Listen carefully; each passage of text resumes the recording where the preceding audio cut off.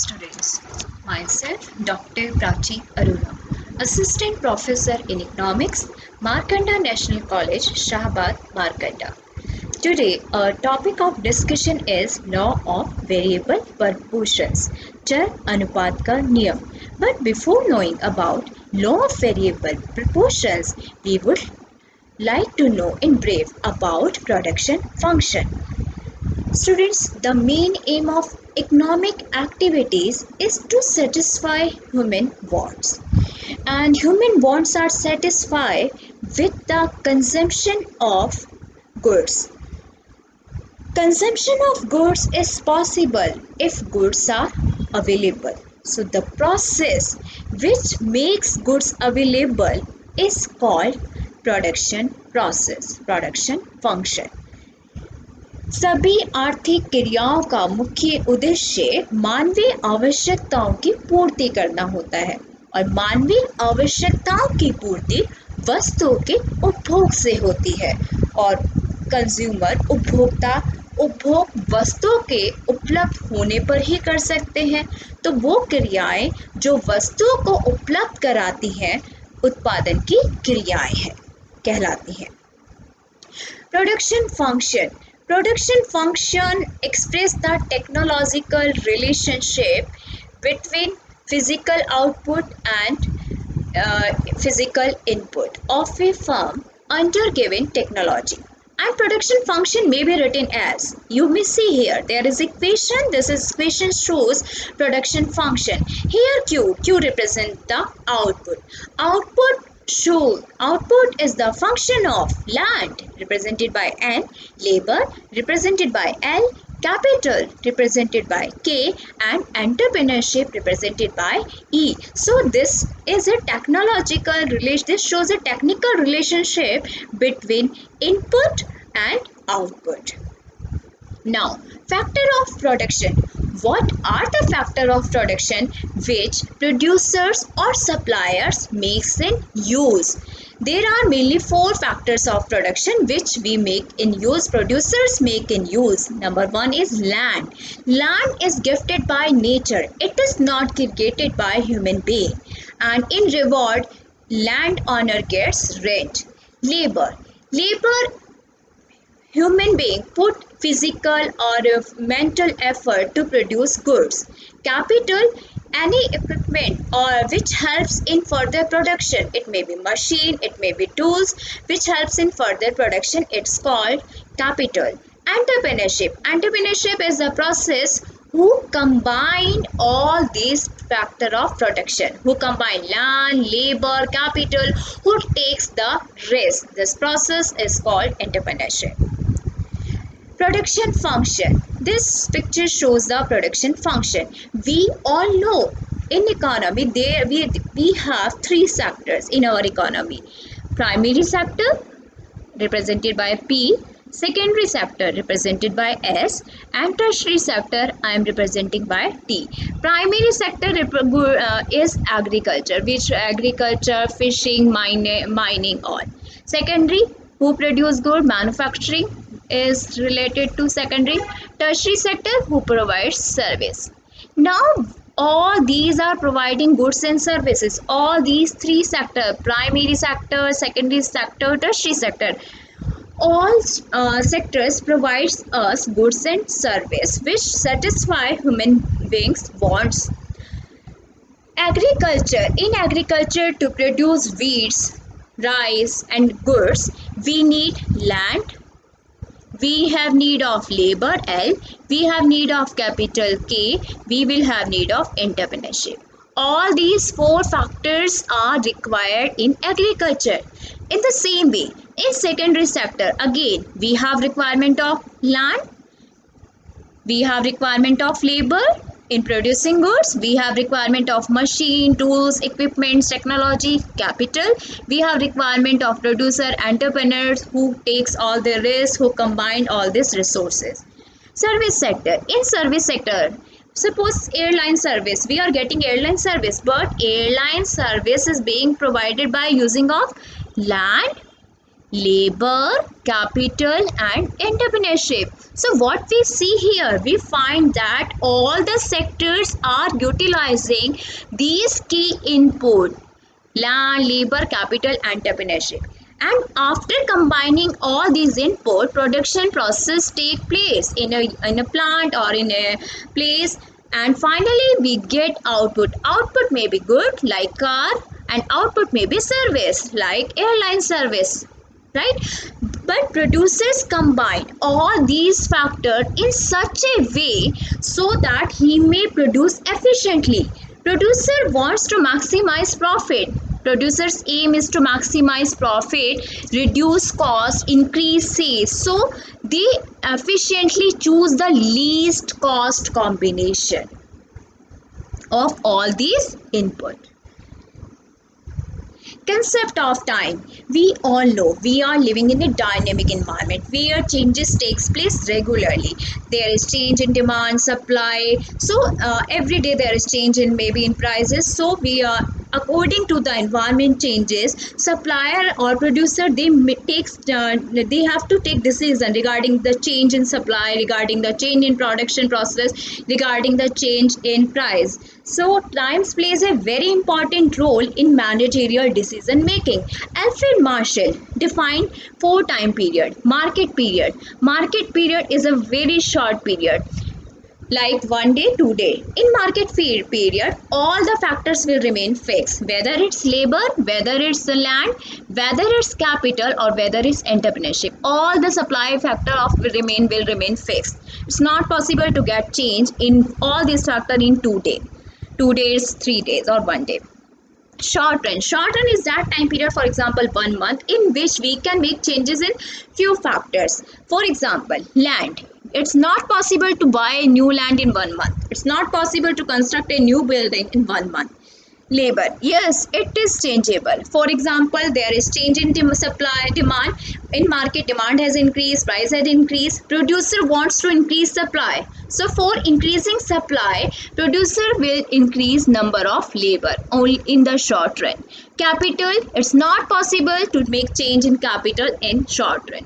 Entrepreneurship, it's not possible to make changes in management. So only which factor is variable out of the key factor input, labor will be variable in the short run. In the short run, we can make changes only in labor. Alright, it's not possible to get change all this factor, only we can change in labor in the short run. Next factor, next time, long run. Long run is that time period where all the production factors are variable, whether it's labor, capital, entrepreneurship, technology. We have producer will have enough time to make changes in the all plant size. Next is secular period. Secular period is a very long period, like 10 year or 15 year or 20 year. In this period, it time period 15 years or 20 years permits change in technology, and in this period population to vary. Now fixed factor and variable factor, all we have discussed in detail till now. We have talked about all this factor. Land, labor represented by L, land represented by N, capital, management, entrepreneurship, all this. There are mainly two time periods, short run and long run. In short run, labor is changeable. Long run, labor is changeable. Land, in short run not changeable, in long run land is changeable. Capital, in short run it's not possible to change, in long run yes, it's possible to change. Management, in short run it's not possible to change in management, entrepreneurship in the short run, but yes, in long run we can make changes. So now we can see which factor are variable, which can be changed in short run. So we see here only labor is the key variable input, which is variable in short run, and in long run all factors are variable. So which factor remain fixed in the short run, we call them fixed factors. You can have a look here, you can see here, capital equipment, capital cannot be changed in short period. Technology, it will remain fixed in short run. Land management, so all these factors are fixed factor in the short run. Variable factors are raw material, it can be changed, and labor, which can be changed in short run. Now, types of production function. There are two types of production function on the basis of time: short run and long run. Short run is that time period is very less time, so only one factor is variable in the short run, and this law is known as law of variable proportion. In long run, all the factors, key factors vary, so long run, this law is known as law of returns to scale. Now, law of variable proportion. Law of variable proportion is a short run law. It states that as the quantity of one factor increase, because in short run only we can change in labor. So, as the quantity of one factor is increased, keeping the other factor fixed. In short run, all the other factors, capital, land, management, technology, will remain the fixed. Marginal product of the factor will eventually decline. So we will have study how in the long run, how in the short run, when we change only in one factor, how the marginal productivity reacts, how the marginal products change. But before going into the depth of law of variable proportion, we must know about total product, average product, and marginal product. Total product refers to the total volume of goods and service produced by a firm during a given period of time. एक किसी भी समय अवधि में कितना सारे उस उत्पादन के साधनों को उपयोग में ला के जितना उत्पादन किया जाता है, कुल उत्पादन होता है, वो आपका टोटल प्रोडक्ट होगा. टोटल प्रोडक्ट कैसे हम कैलकुलेट कर सकते हैं? How can we calculate? Total product में be calculate by average product into labour, और it may be summation of marginal product. For example, one land, we can see here, we will have a one example here, land and labor, right? 1 hectare land, earlier one person was working, total product was 10 unit. On 1 hectare of land, 2 labor is working. Now there is production, total product is 10 to 15. 1 hectare of land, we are making change in labor. Now 3 persons are working.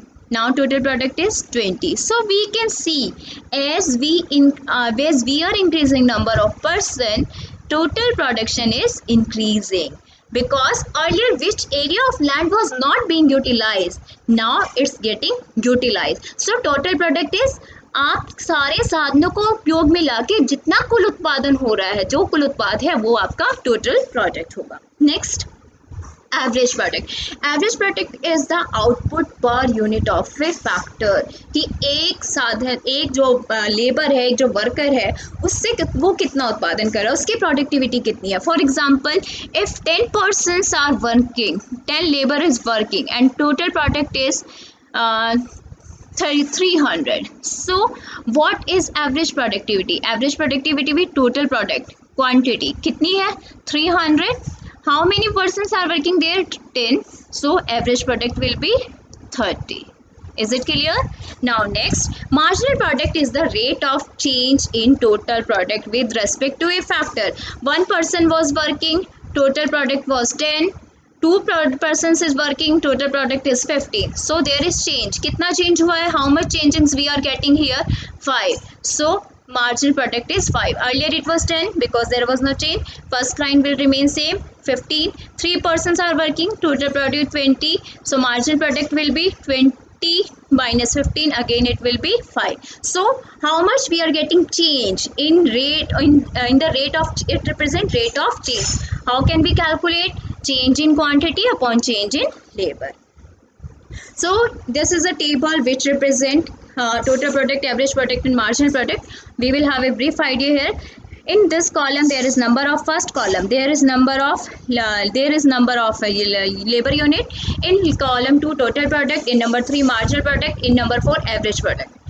Number of labor increasing 1 to 2 3 4 5 6, because in short run other factor will remain the fixed. Total product is, initially total product is 2000, then when we increase number of labor 2, total product gets increased 2000 to 3000. And after increasing percent, total product increase. Number of labor unit when increasing 2 to 3, total products gets increased 3 to 3500. Right, so we see here as number of labor units increase, total product is increasing, but after the labor 5, when we employ number labor 6, then we see total products get decreased. Now it is 3900 to 3700.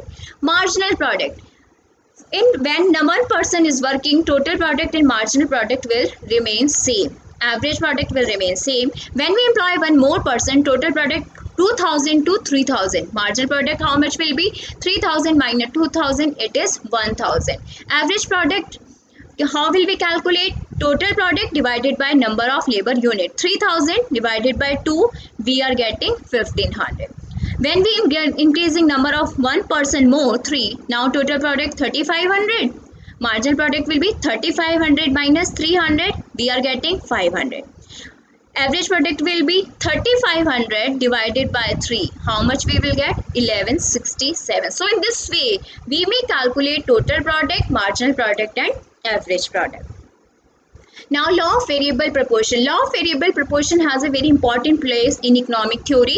It exhibits short-run production function where we increase only one variable factor and other factor of production will remain fixed. So, after increasing one variable factor, we will see how output changes. How much output changes, how marginal productivity reacts, that is the concern of this law. Now, reason why it is called the law of variable proportion. Next question arises, why we called it variable proportion. We all know in this law, one factor will remain fixed, one will be variable. As we know, suppose there are two factors, labor and capital. Capital we will have fixed, labor will be variable. When one labor will be variable, capital suppose land है, land का जो size है वो 10 hectare land है, labour 1 person was working, कितना ratio हुआ? How much will be the ratio? 10:1. Now land is same in short run, we are increasing labour 2, so now will be the ratio, how much it will be? 5:1. So you can see earlier there was ratio 10:1, now it is the ratio 5:1. So there is change in proportion. There is change in factor proportion. That is the reason we called it law of variable proportions. Assumption. This law is based on certain assumptions. What are those assumptions? Number 1, constant technology. In this law, we assume that given technology will remain the same. There will be no change in technology, because if technology improve, production function will be improved. Second, factor production proportions are variable. We know in this law, one factor will remain fixed, other factor will be variable. So factor proportion will be variable. Third, homogeneous factor units. All the units of variable factors will be homogeneous. All the units will be identical in quality and quantity. Short run. This law will operate only in the short run, because in the long run, all factor of production will be variable. Now, we will have more understanding of this law in this table. Land, you can see here, land size remain the fixed, 10 acre, 10 acre, 10 acre. Unit of labor, there is change in unit of labor, 1, 2, 3, 4, 5, 6, 7, 8. Total production, as we increase one factor, labor, we see there is change in total production. Total production gets changed. Now, average production also gets changed, marginal production also gets changed. Now, when there is one person was working, total production was 20. Average production will be 20, marginal production will be 20. When we increase one more person, 1 person to 2 person labor, total production get 20 to 50. Now you can see there is change in total production. How much will be average production? 50 divided by 2. We will get 25. 50 divided by 2. We will get 25. How much will be marginal production? 50 minus 20. We will get 30. So we see when we increase one more person labor here, after after 2 to 3, we see here total production increase 50 to 90. Average production will be 90 divided by 3, 30, right? Marginal production will be 90 minus 50, we will get 40. So when we increase one more percent, for total product is 90 to 120. Average product will be 120 divided by 4. How much we are getting? 30. Marginal product will be 120 minus 90. How much it will be? 30. So till the labor 4, you see here, till the labor 4, total production is increasing at very fast rate. You can see here, and marginal production is also getting at very fast rate. So both are increasing. Total production is increasing at increasing rate, and marginal production is also increasing. But after the point 4, you can see here, average product and marginal product both gets equal. Total production is 120. How much marginal product? 120 minus 90, 30. We are getting here 30. So we can see here, earlier marginal product was increasing at very fast rate. Now it is diminishing. It start diminishing. So at this point, where AP equal to MP, first stage gets over and second stage start. Now you can see, after this point 4 to 5, total production increase 120 to 140. Average production decreasing, marginal production decreasing. And how do we calculate average production? 140 divided by 5, you will get 28. And how will you get marginal production? 140 minus 120, you will get 20. So in this way we calculate. So we see here, total production increasing. When we increase one more percent, 5 to 6, total production increasing 140 to 150, but average production is decreasing 28 to 25. Marginal product is decreasing. So in here, total production is increasing at a diminishing rate, right? It is increasing, but it is increasing at diminishing rate because marginal product is decreasing, right? When we increase one more portion, 6 to 7, we see here total production is increasing. Total production now gets constant, 150 to 150. Average product is decreasing, and marginal product here gets 0. So when marginal product is 0, you can see here total production is maximum. When marginal product is 0, total production will be maximum. So this is the point which to be noted. When total product will be maximum, marginal product is 0, this is the stage when second stage gets over, right? And after this point, if we employ one more person, total products start declining, 150 to 140, and average products start declining, and marginal product gets negative. So in this stage, we are getting negative returns to factor. All right, so we can see here there are three stage 1, stage 2, stage 3. So as we increase number of person, initially total product increase at an increasing rate, but after a point total product increase at a decreasing rate. All right, so now next is, we have here a graphic representation. Here we can see in graphic way total product, average product, and marginal product.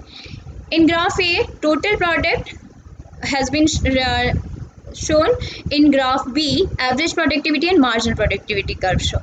On its axis, we are taking number of labor. So now you can see, when we increase number of labor, initially other factor is fixed, marginal productivity is increasing. You can see here marginal productivity is increasing, right? And when marginal productivity increase, total productivity is also increasing.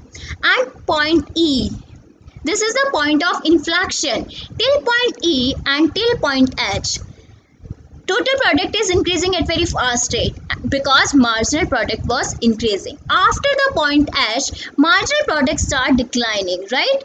And total product is increasing, but it is increasing at diminishing rate. When average product is maximum and average product is equal to marginal product, when AP is equal to marginal product, the second stage start.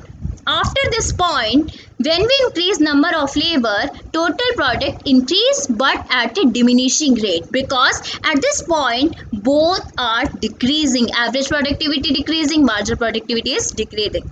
But when at the point C, you can see when marginal product is zero, total product is maximum. You can see, you can have a look here.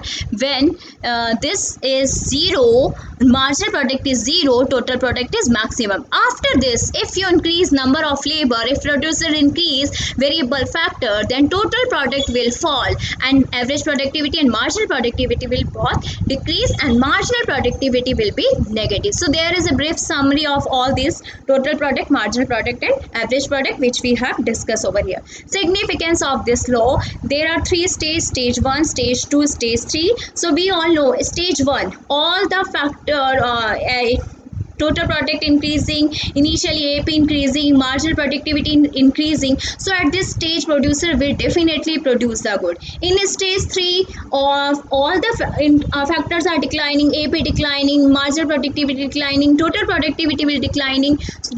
So producer will never produce at stage 3. Producer would like to produce till stage 2. So rational decision is possible.